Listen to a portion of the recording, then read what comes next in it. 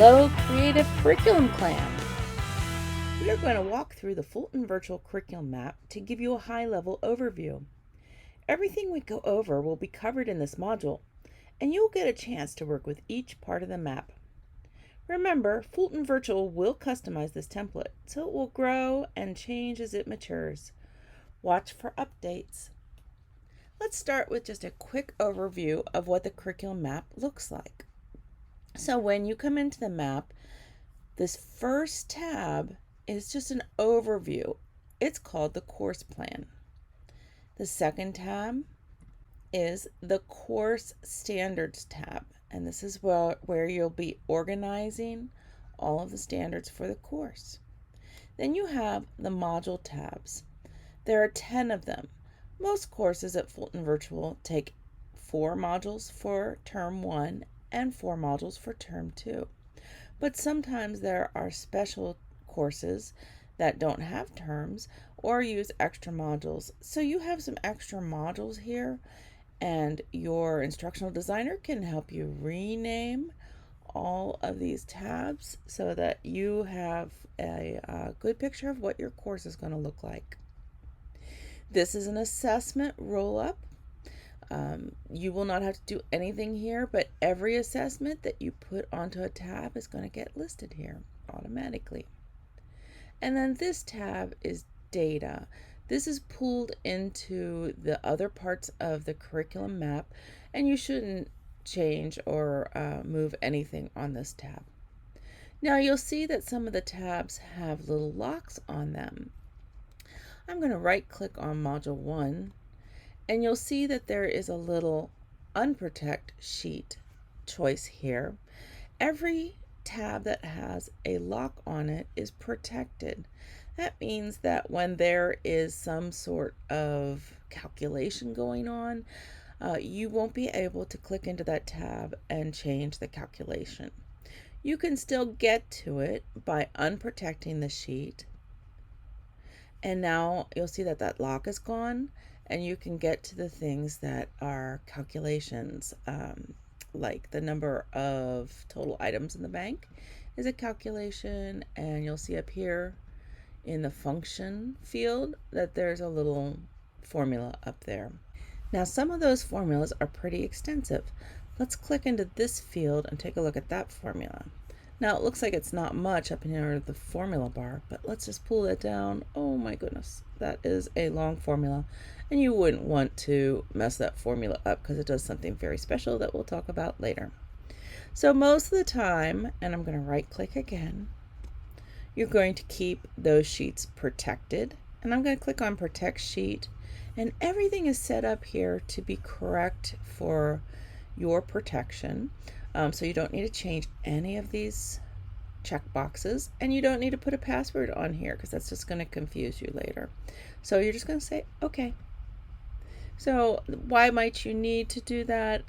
Maybe there's some something that you want to move around and some of the lines disappeared, and you might want to clean it up a little bit before you send it to your team and admin.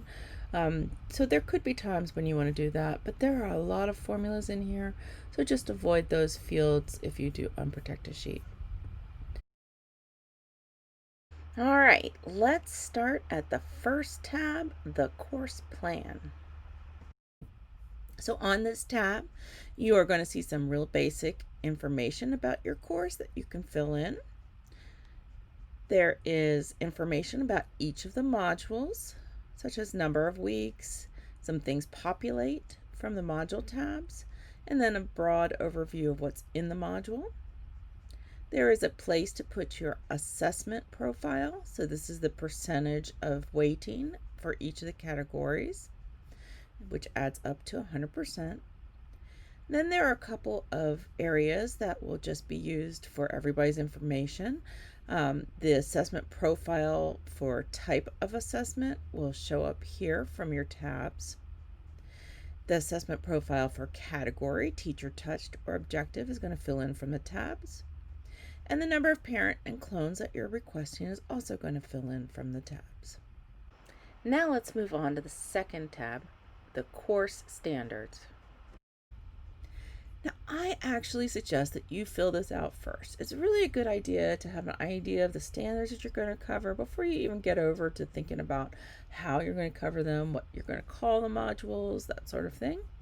So you have a column here for the Georgia standard. Now, if I were teaching AP or a Cambridge course or some other framework that I needed to align to, there's a column here for those standards too. And you can align them with any state standards that you need to.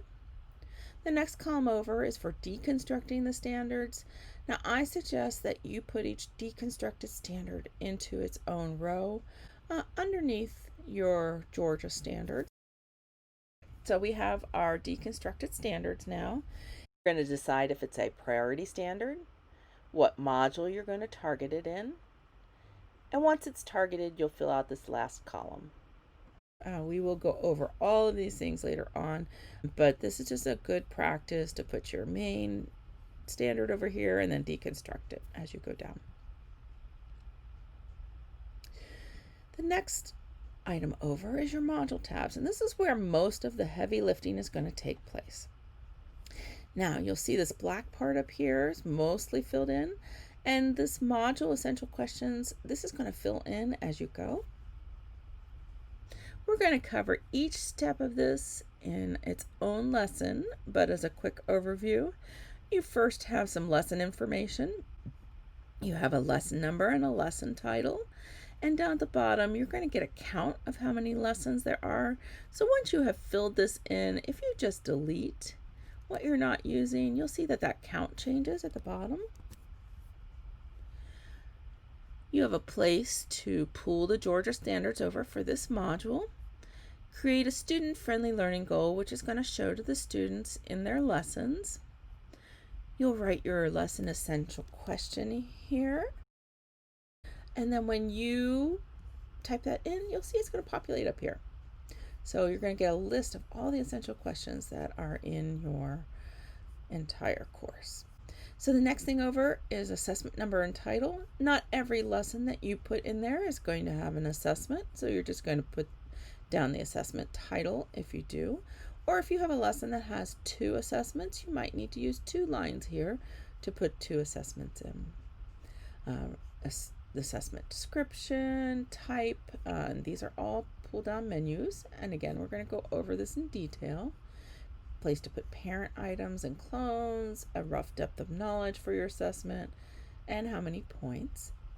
And then you get to lesson planning, and this is a place to put your information about your lesson, some information about the GAVS package number and lesson pages, some teaching notes, key terms, which are always covered in the beginning of your modules, what resources you're going to need, and some information about the lesson. There's a column out here called Design Notes. As your map is reviewed, the reviewers can put some information out here that you can use to improve your map. Now you'll notice that this assessment planning section really replaces the assessment map. So everything is done on this curriculum map. There is no separate assessment map. The only thing that's going to be separate is your specification document for assessments, and we will go over all of that when we get to that part. When you reach these extra modules, you're going to skip them if you have 8 modules, but they're going to look exactly like your other modules, and they can be renumbered. And then as you come out to assessment roll-up, those assessments that you put into your assessment plan are going to show up here on this screen.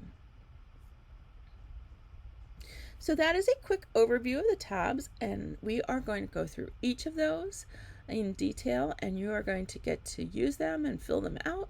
We're going to have a lot of chance to work with this. Thank you, and I appreciate your attention.